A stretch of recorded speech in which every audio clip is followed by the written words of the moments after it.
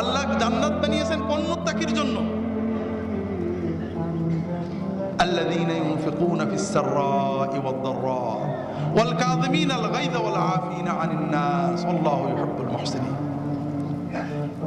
যারা সচ্ছল হোক আর অসচ্ছল হোক, দরিদ্র হোক আর ধনী হোক, সকল অবস্থায় আল্লাহর পথে ব্যয় করে।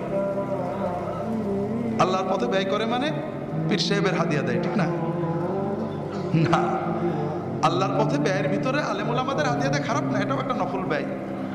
যদি আল্লাহর জন্য দেন, যদি মনে করেন লোকটা আল্লাহর একজন ভালো বান্দা, তাকে হাদিয়া দিলে আল্লাহ যদি দেখে যে আমি আল্লাহর জন্য মহব্বত করছি, আল্লাহ খুশি হবে, এই জন্য দিলে নফল ইবাদত। আর যদি মনে করেন হুজুরের দিলে হুজুর খুশি হলে আমার বিপদ করে দেবে, তাহলে কি হবে?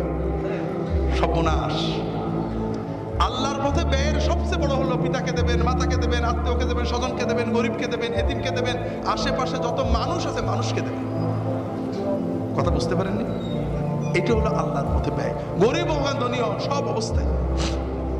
একটু পরে ব্যাখ্যা করার চেষ্টা করব। এটা হলো একটা, আল্লাহ জান্নাত বানিয়েছেন কোন মুত্তাকিদের জন্য? এক নম্বর, তারা সর্ব অবস্থায় আল্লাহর পথে ব্যয় করে।